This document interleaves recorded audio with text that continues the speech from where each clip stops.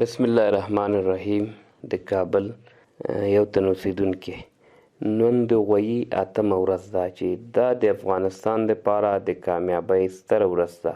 په دغه ورځ د افغانستان مجاهد ولس د شوروي یرغل څخه خپله ازادي ترلاسه کړه.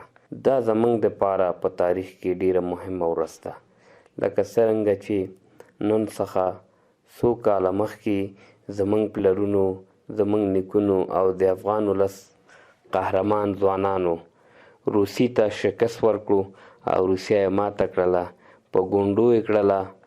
نو همدغه ورځ باندې چې د غویي 8مه ده، افغانستان مجاهد ولس د روسیې څخه ازادي واخیستله. هماغې بچي، هماغه مجاهدین صاحبان، هماغه قهرمان ولس بیرته وتوانېدله چې څو کاله وروسته د نړۍ اشغال ختمه کړله. هغه چې د ټولې نړۍ باندې د اشغال دعوه کوله امریکا، چې سوپر طاقت یې ځان ته ویل، طالبانو اسلامي امارت هغه مات کړو او ګونډو کړه. نو هماغه قهرمان ولسو چې په یو قرن کې څو نړۍ سوپر طاقتونو ته یې ماته ورکړه، چې یو هم د اشغال خاتمه شوه، یو د ثور هغه شو. نو دا د مسلمان ولس دپاره د کامیابۍ او د خوشحالۍ ورځ ده. لکه څنګه چې موږ او تاسو ګورو، د ثور د 8مې څخه وروسته هم مجاهدینو کامیابي هغه ترلاسه کړله او هغه وکړله. اوس ماشاءالله اسلامي امارت راغلی دی. نو اسلامي امارت په افغانستان کې ډېرې ښې لاسته راوړنې لري، ډېر ښه کارونه یې کړي دي د وطن د آبادۍ دپاره، سوکالۍ دپاره. سرتاسري امنیت په افغانستان کې قایم دی.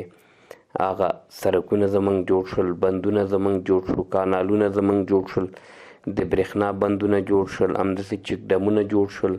ټول سیستم د افغانستان ماشاءالله ښه روان دی. انشاءالله دا وطن به نور هم ګل و ګلزار شي او همیشه دپاره کوشش کوو چې وروسته د ازادۍ نه باید موږ د ازادۍ خیال وساتو، ازادي په ښه انداز سره وساتو. لکه څنګه چې ما مخکې یادونه وکړه چې افغانان قهرمانان دي، د هر اشغالګر په مقابل کې ودرېږي او د هغې ته غاښ ماتونکی ځواب ورکوي. که چېرته موږ او تاسو د ثور د 8مې تاریخ وګورو، نو مجاهدین صاحبانو یا زموږ افغان ولس قهرمانانو ډېر په کمو امکاناتو څخه کار اخیستی دی او د نړۍ هغه چې سوپر طاقت یې ځان ته ویل هغه یې مات کړو. همداسې د اسلامي امارت مجاهدین که چېرته موږ او تاسو وګورو، نو په کمو امکاناتو څخه امریکي هغه سوپر طاقت ته چې د نړۍ قوي زور او ساینس او ټکنالوژي سره و، په کمو امکاناتو یې ماته کړله او بیرته د فتح نه وروسته نو د افغانستان آبادۍ دپاره ډېر زیات کارونه یې وکړل. نو که چېرته موږ او تاسو دغه د افغانستان اوسني حالات ته وګورو، دا نو ډېر یو غوره یو ښه حالات دی، ځکه چې په زیاترو ممالکو کې امنیت نشته، اقتصادي پروژې نشته. الحمدلله ثم الحمدلله په افغانستان کې هر څه شته، امنیت شته، اقتصادي کارونه شته، زیربناوي کارونه شته، پروژې دي، سړکونه جوړیږي، کانالونه جوړیږي، آبادیانې روانې دي. نو دا د ویاړ ځای دی چې موږ او تاسو مشرانو، ځوانانو، قهرمانانو د نړۍ په تاریخ کې په یو قرن کې موږ 3 ازادیانې ترلاسه کړې او بعد له ازادیانو نه زموږ خپل وطن د جوړولو دپاره، آبادولو دپاره مټې مون غاړلي. نو همیشه کوشش کوو چې دغه ثور 8مې او نور ورځو دپاره باید موږ او تاسو د دې تاریخ او د دې پس منظر نه خبر اوسو او د هیواد په آبادۍ کې، د هیواد په آزاد ساتلو کې تل کوشش وکړو او همیشه دپاره دغه لاسته راوړنې زموږ د نیکونو، زموږ د پلرونو دا باید حفظ شي او دا باید بسم الله الرحمن الرحیم. اسمم محمد آجان، مسکن ولایت لوگر.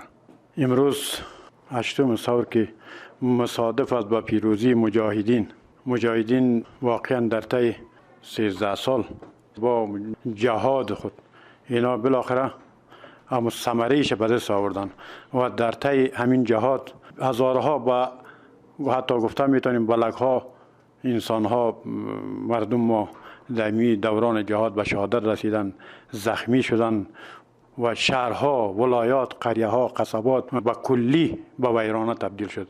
و بالاخره خوشبختانه 8 ثور مجاهدین فتح کردن کابل را و جهادشان ثمره داد و با این پیروزی مجاهدین نه تنها افغانستان بلکه کشورهایی که تحت استعمار اتحاد جماهیر شوروی وقت بودن، آهسته آهسته هر کشور، همین کشورها آزادی خود را به دست آوردن که آزادی همون کشورها در حقیقت امو جهاد و مقاومت مردم افغانستان بود که اونا هم امروز آزاد هستند. امروز شکر الحمدلله کشور ما صلح و ثبات تامین است. کشور روز روز پروژه های عمرانی ما که در طی 20 سال پول بود ولی او پروژه ها اصلا به چشم دیده نمیشد، ولی حالا که ما میبینیم شهرها، قصبات، در هر جای کار روان است. پروژه های اقتصادی ما روز روز زیاد شده میره. فرضاً پروژه کلان قشتیپه را نام گرفته میتونیم، همچنان پروژه های بسیار زیاد است و شهر کابل میبینیم در هر جای آبادی روان است و صلح امنیت در کشور ما تامین است.